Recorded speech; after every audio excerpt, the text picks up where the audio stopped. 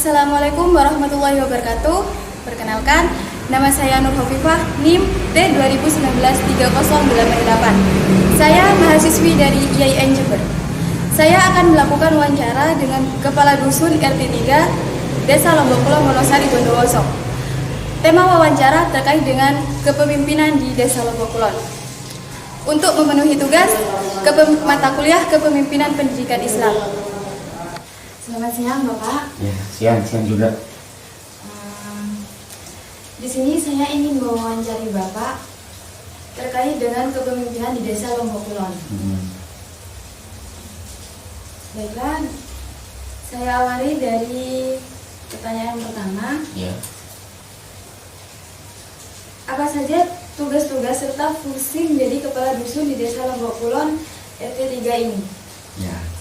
Kalau berbicara tugas sesuai dengan amanat dari undang-undang, bahwa tugas dari kepala dusun itu yang pertama itu sebagai penyelenggara pemerintahan desa.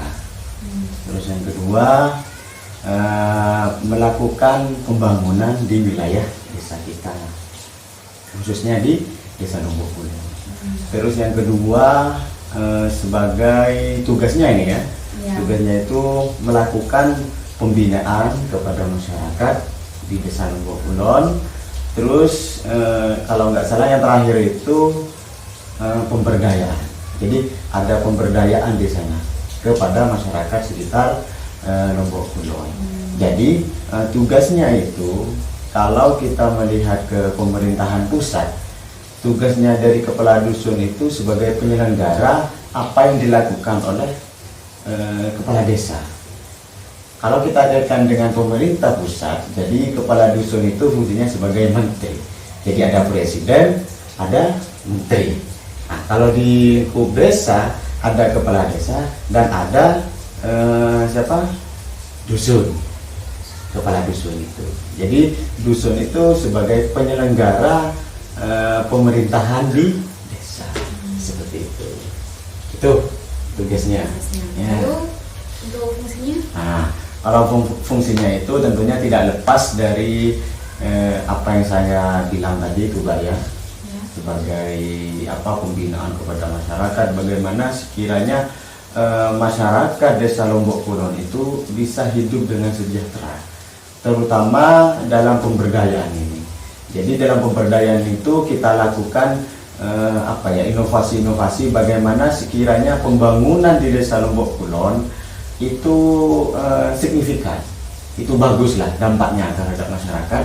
Dan yang paling mutakhir yaitu tentang peningkatan ekonomi melalui apa? Melalui pemberdayaan dan bagaimana sekiranya pemberdayaan itu konsumtif, istilahnya ya bisa mendongkrak ekonomi masyarakat. Itu fungsi-fungsinya. Itu Mbak. Lagi? Terima kasih. Lalu program yang dilakukan di desa itu, di Desa Lombok Kulon ini apa saja Pak? Kalau programnya sih kalau pada dasarnya program itu kan masuk dalam visi misi kepala desa. Jadi sebagai dusun itu cuma menyelenggarakan apa yang dilakukan oleh kepala desa. Apa yang diprogramkan oleh kepala desa maka dilakukan oleh kepala dusun itu. Jadi pada dasarnya dusun itu, kepala dusun itu tidak punya program. Tidak punya program apapun kecuali menerima program dari atasan. Siapa? Kepala desa.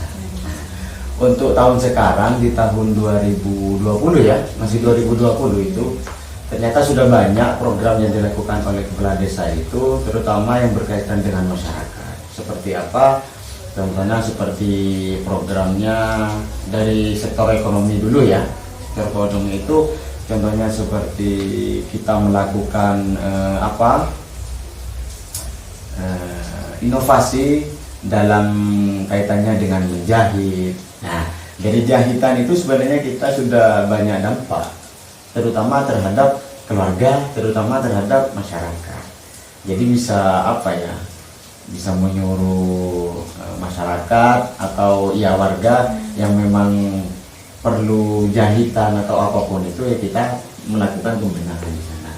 Terus yang paling akhir itu program dari desa yang menurut saya itu berdampak luas terhadap masyarakat khususnya di Desa Lombok Kulon itu, yaitu tentang taman edukasi. Nah, ini program terakhir yang dilakukan oleh desa. Taman edukasi itu semacam taman wisata bagi orang yang memang perlu untuk refreshing, perlu untuk berbenah, perlu untuk santai. Kita menyediakan hal itu. Itu programnya desa. Dan itu pun sudah alhamdulillah ya, sudah berjalan dengan lancar. Jadi banyak wisatawan yang datang ke desa kita, bukan cuma sekedar membaca, bukan cuma sekedar wisata, tapi kita juga memberikan pembinaan di wisata itu. Pendidikan ya, ada edukasi di dalamnya. Contohnya seperti lab, laboratorium itu ada juga di sana. Terus membaca. Terus terutama dalam edukasi tentang fotografer maupun videografer, kita tampung semua di sana. Jadi itu sebenarnya keluhan masyarakat dari dulu. Kita tidak punya wisata, bagaimana sekiranya desa kita itu lebih menunjang daripada desa lain. Nah itu kan sebagai inovasi buat kepala desa kita kepada masyarakat. Jadi yang dilakukan kepala desa itu sebenarnya sudah luar biasa ya, dampaknya juga signifikan terhadap masyarakat. Bukan cuma sekedar mau untuk wisata ya, tapi ada taman membaca, taman bermain, baik dari tingkat SD sampai SMA pun di sana ada. Contohnya seperti kita membaca novel atau apapun yang terutama dari mahasiswa mana?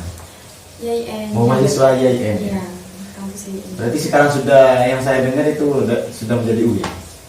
Iya. UINHAS ya, alhamdulillah sudah menjadi UINHAS. Makanya Mbak Viva terutama ini kan juga kader dari Desa Lombok Kulon ini harus punya inovasi juga terhadap pembangunan yang ada di Desa Lombok Kulon.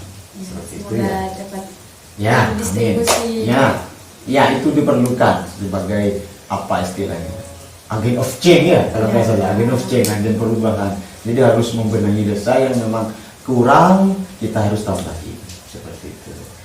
Yang sudah bagus, ya kita bagaimana kita membenahi lagi gitu. Itu ya yang saya inginkan buat desa kita. Itu programnya. Ya, Terus, terima kasih Bapak. Ada lagi? Pertanyaan selanjutnya, menurut Bapak kepemimpinan yang baik itu yang disukai di kalangan masyarakat itu seperti apa? Sebenarnya kalau bicara kepemimpinan itu sebenarnya relatif ya. Kenapa saya bilang relatif? Karena memang sebenarnya ketika berbicara kepemimpinan itu pro dan kontra. Ketika ada pemimpin yang bagus menurut si A, tentu belum bagus bagi si B itu. Jadi istilahnya relatif. Namun ada patokannya di sana sebagai pemimpin. Dasarnya adalah pemimpin itu harus bersikap tegas, disiplin, harus bisa menaungi masyarakatnya, harus menjaga lingkungan dan semacamnya. Itu istilahnya harus ada transparansi. Contohnya seperti dana desa itu harus kita tuangkan, harus kita publikasikan langsung kepada masyarakat. Transparan. Iya, harus transparan. Bagaimana sekiranya masyarakat itu juga tahu dialokasikan kemana dana desa ini sebenarnya. Dialokasikan ke jalan, ke pembangunan seperti apa, itu harus ada. Dan memang tiap tahunnya kita melalui media, terutama dalam media grup, melalui Facebook dan media lainnya, itu kita paparkan semua di sana. Baik pembangunan desa, dana desa, alokasi desa, semuanya kita paparkan di sana. Sehingga tidak ada pertanyaan yang mengganjal buat masyarakat ke desa kita. Itu. Jadi pesan saya, pemimpin yang baik dan bagus itu yang pertama yang harus bersikap adil, makmur, bisa memakmurkan masyarakat sesuai dengan Pancasila. Itulah dasarnya kalau dari pemimpin menurut saya. Terima kasih Bapak atas semua jawaban yang telah Bapak jawab dari sekian pertanyaan yang saya tanyakan. Sebelumnya saya mohon maaf telah mengganggu waktu Bapak. Ya, nggak apa-apa, apa kabar ya.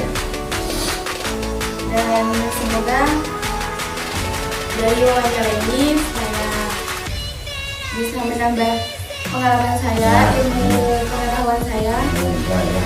terkait dengan kepemimpinan.